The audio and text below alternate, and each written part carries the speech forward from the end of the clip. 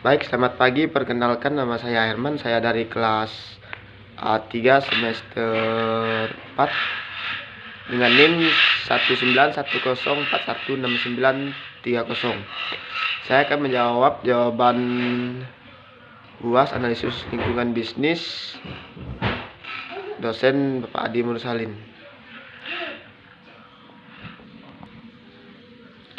Untuk bagian A nomor 1, saya tidak penuh hadir dalam kuliah ALB karena kendala jaringan. Dan nomor 2, sebanyak 12 kali. Nomor 3 yang saya dapatkan ialah pelajaran menggunakan video record yang diposting di YouTube, FB, dan WA. Manfaat yang saya dapat yaitu pengetahuan tentang berbisnis masa pandemi dan cara-cara lancar dalam video-video yang sudah dibuat. Nomor 4, tugas struktur yang diberikan yaitu meringkas setiap bab dalam buku ALB dan di video record, dan juga tugas membuat PPT lalu di video record. Nomor 5, buku yang digunakan di mata kuliah ALB yaitu buku yang berjudul Analisis Lingkungan Bisnis, yang menjelaskan kepada kita mengenalkan cara menganalisis lingkungan bisnis. Penulis buku tersebut adalah Adi Mursalin, SE, MM, CPHCM. Buku tersebut ditulis pada tahun 2020. Buku itu jumlah halamannya 789 halaman dan ada 15 bab. Dan bab 1 menjelaskan tentang analisis lingkungan bisnis yang terdiri dari bisnis dan lingkungannya. Lingkungan bisnis eksternal terdiri dari sektor ekonomi, politik, hukum, demografi, sosial, persaingan global, dan teknologi. Dan manajemen harus memahami bagaimana lingkungan berubah dan dampak dari perubahan tersebut pada bisnis. Dan bab 2 yaitu lingkungan pasar dan bukan pasar. Bidang bisnis dan lingkungannya berkaitan dengan masalah-masalah lingkungan bukan pasar yang berpotensi berpengaruh penting pada kinerja organisasi dan manajerial. Bab 3 yaitu strategi terintegrasi. Ringkasannya, strategi bisnis harus sesuai dengan kemampuan perusahaan dan karakteristik lingkungannya, baik pasar maupun non-pasar. Komponen pasar menjadi lebih penting ketika peluang perusahaan dikendalikan oleh pemerintah dan ditantang oleh politik privat atau melibatkan masalah moral. Dan bab 4 yaitu media berita dan isu bukan pasar. Media berita adalah sumber informasi utama bagi mereka yang berada di lingkungan pasar ini, mengingatkan publik, aktivis, dan LSM, pejabat publik dan kelompok kepentingan. Bab 5 yaitu politik privat dan ketekanan sosial. Politik swasta terjadi di luar arena lembaga pemerintah dan biasanya melibatkan penggunaan tekanan sosial untuk menyebabkan perusahaan mengubah praktiknya. Aktivis memainkan peran penting dalam lingkungan pasar karena mereka dapat 1. Mengingat manajemen terhadap isu-isu yang menjadi perhatian publik, mempengaruhi organisasi kepentingan, menyebabkan perubahan dalam institusi, dan memberikan informasi kepada masyarakat dan pejabat pemerintah. Bab 6-nya manajemen krisis. Terjadi bahkan pada perusahaan yang mengambil tindakan untuk menghindarinya. Dan bab 7 mengetahui lingkungan bisnis, penggunaan strategi berbasis non-pasar di perusahaan. Studi ini menanggapi tujuan inti dari Call of Article yang bertujuan untuk memeriksa bagian UKM terlibat dalam kegiatan internasional. Secara khusus, ini menggarisbawahi mekanisme yang digunakan UKM untuk mengembangkan posisi pasar yang sah di negara berkembang.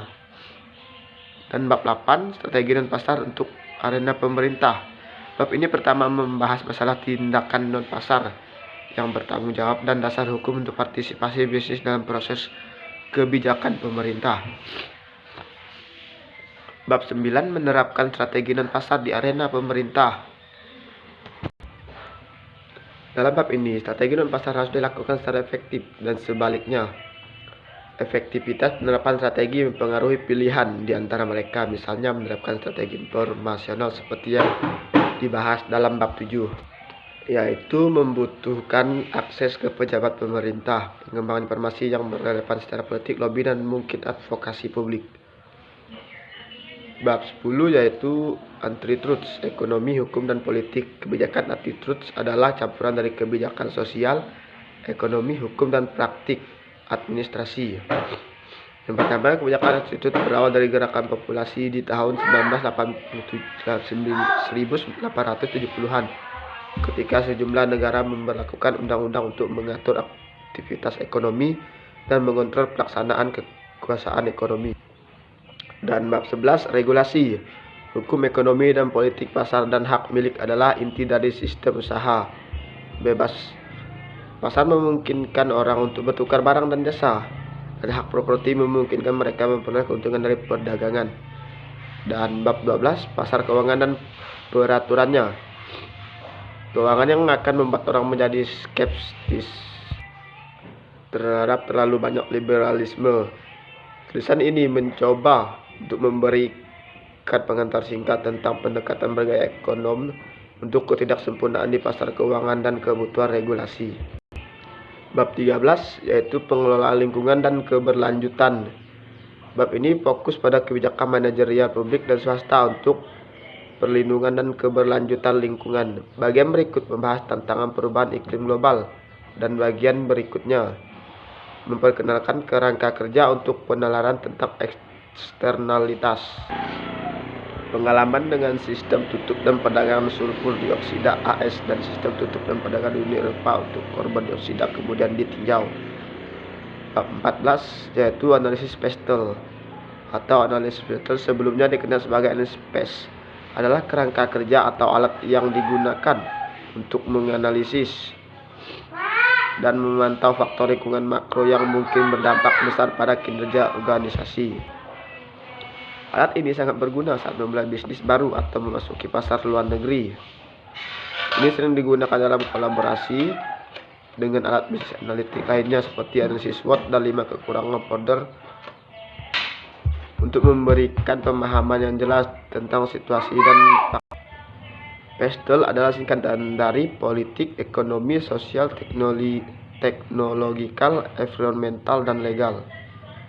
Bab 15, dampak pandemi COVID-19 terhadap bisnis. Pandemi ini telah mempengaruhi perilaku konsumen.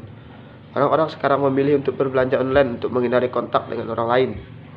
Sebuah studi baru-baru ini melaporkan peningkatan 40% dalam e-commerce sejak keadaan darurat diumumkan. Karena iklim saat ini semakin penting bagi bisnis untuk menawarkan pengalaman e-commerce selain sebagai metode menghasilkan pendapatan, ada manfaat lain dari menyediakan produk Anda. Nomor 6, kuliah daring bagi saya susah dan rumit karena materi dan tugas susah untuk dipelajari. Apalagi gangguan jaringan, dan yang digunakan ialah platform WA, Google Classroom, YouTube, Facebook, dan Zoom. Baiklah, selanjutnya saya akan menjawab soal UAS bagian B. Jawaban yang pertama, krisis merupakan sebuah kondisi berbahaya, genting, dan sebagiannya yang tidak diharapkan untuk terjadi. Sayangnya krisis selalu muncul dalam dinamisnya kehidupan, tak terkecuali pada sebuah organisasi dan perusahaan. Guna mengatasi semakin buruknya keadaan, manajemen krisis pun harus segera dilakukan. Sifatnya manajemen krisis dapat diartikan sebagai suatu untuk merespon dan upaya dalam menyikapi serta memecahkan masalah dari krisis yang muncul melalui strategi manajemen krisis yang mungkin untuk dilakukan. Yang kedua, prakrisis. Bagian pertama dari manajemen krisis adalah mencegah potensi krisis dan melibatkan perencanaan, merekrut dan melatih tim penanggulangan krisis, dan melakukan latihan atau simulasi untuk mengimplementasikan rencana tersebut. Respon terhadap krisis. Langkah kedua dalam pengulangan krisis adalah menanggapi krisis yang sedang terjadi saat ini, di mana rencana penanganan krisis yang sebelumnya sudah Anda buat benar-benar diimplementasikan. Pasca krisis, ini adalah tahap di mana krisis sudah reda atau berlalu. Akan tetapi, proses penanggulangan krisis apakah sudah berjalan efektif atau perlu ada perbaikan? Nomor 3, bagian perusahaan. Permintaan untuk tindakan dan pasar tergantung pada manfaat agregat untuk suatu kepentingan. Contoh, perusahaan yang menggunakan strategi non-pasar adalah perusahaan listrik. Strategi non-pasar adalah mereka yang bertindak atas faktor ekonomi dari luar sistem pasar, diferensiasi, overall cost leadership, dan fokus diferensiasi produk atau product differentiation adalah proses pembedaan suatu produk atau jasa untuk membuatnya lebih menarik terhadap suatu pasar sasaran tertentu. Strategi kepemimpinan biaya atau cost leadership merupakan upaya mendapatkan keunggulan kompetitif dengan meningkatkan penjualan melalui persaingan harga terendah. Fokus adalah kemampuan konsentrasi pada tingkat kepekatan pada suatu objek tanpa menambahkan hal lainnya. Nomor 5, pemilik dan manajer bisnis memiliki banyak kendali atas lingkungan internal bisnis yang mencakup keputusan sehari-hari. Mereka memilih persediaan yang mereka beli. Definisi lingkungan bisnis inilah kumpulan input tersebut ke organisasi yang berada di bawah kendali organisasi atau kelompok kepentingan lain, atau dipengaruhi oleh interaksi beberapa kelompok seperti ekonomi lingkungan terdiri dari semua pengaruh eksternal dan internal. Interaksi kompleks pasar, produksi, dan keuangan, 3 komponen dasar dunia bisnis kita, bisnis dan lingkungannya. 6. Peran pemerintah dalam bisnis internasional menurut Porter yaitu 1. Spesialisasi faktor, 2. Menetapkan regulasi, 3. Memperkuat standarisasi kualitas produk, keamanan, dan lingkungan, 4. Mendukung kepentingan yang memungkinkan adanya investasi yang berkelanjutan, 5. Mendukung iklim usaha yang kompetitif, termasuk lingkungan bukan pasar, karena pemerintah hanya memperkuat, mendukung, mengatur prosesnya usaha di suatu perusahaan. Baik, saya akan menjawab bagian C. Judulnya yaitu lingkungan yang memengaruhi bisnis adalah lingkungan bisnis, nilai keseluruhan dari individu, institusi, maupun kekuatan lain yang berasal dari luar kontrol perusahaan. Beberapa hal yang membentuk lingkungan bisnis adalah kompetitor, pemasok, media, kelompok pelanggan, pemerintah, kondisi pasar, kondisi ekonomi, teknologi, pemodal, tren, dan beragam pihak lain yang berasal dari luar perusahaan. Teori-teori pembicara. Pertama, efek lingkungan pasar. Kedua, efek lingkungan bukan pasar. Ketiga, faktor pemercepat pertumbuhan ekonomi. 4. Unsur lain yang berpengaruh dalam kegiatan usaha. Manfaat yang diperoleh dari video ini yaitu membantu mengidentifikasi peluang bisnis. Perlu diketahui bersama bahwa tidak seluruh perusahaan memiliki arti dan sifat yang negatif. 2. Memanfaatkan sumber daya dengan baik. Jika perusahaan mampu melakukan pemindaian yang cermat atas lingkungan perusahaannya, maka perusahaan akan terbantu dalam hal memanfaatkan sumber daya yang dilakukan untuk bisnis.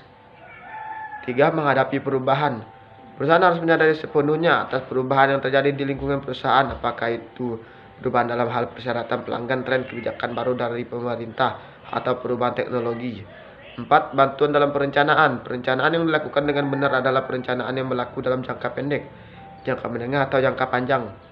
Ketika ada masalah atau peluang dalam lingkungan perusahaan, maka sebagai pemilik bisnis Anda bisa menentukan rencana yang tepat untuk mengatasinya. 7. Mendeteksi dan merakit sumber daya. Setiap pengusaha tentunya harus memasok barang produksinya ke pasar sesuai dengan permintaan yang Anda.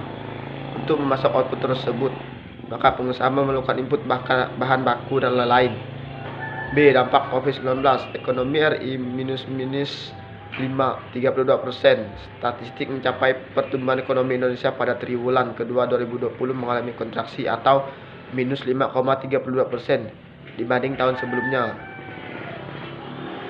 BPS menilai perlunya mendorong komponen konsumsi, rumah tangga, dan investasi untuk perbaikan pertumbuhan di triwulan ketiga. Bila dibandingkan triwulan pertama tahun ini, pertumbuhan ekonomi mengalami minus 4,19%. Banyak hal yang mempengaruhi kontraksi ekonomi, khususnya di masa pandemi COVID-19. Merosotnya pertumbuhan ekonomi ini disebabkan karena pandemi COVID-19 yang melemahkan berbagai sektor ekonomi. Teori-teori yang dibahas pembicara. Pertama, lapangan usaha. Yang kedua, tidak mengalami kontraksi. Yang ketiga, ekonomi Indonesia dipengaruhi konsumsi dan investasi. 4. Penyebab merosotnya ekonomi Indonesia. 5. Pandemi yang menyebabkan banyak perusahaan yang tidak beroperasi dan berujung dengan proses PHK. Dan manfaat yang didapat. Pertama, mengetahui bagaimana proses ekonomi Indonesia. Yang kedua, apa penyebab terjadi merosotnya ekonomi. Yang ketiga, dampak apa saja yang terjadi pada ekonomi di saat pandemi.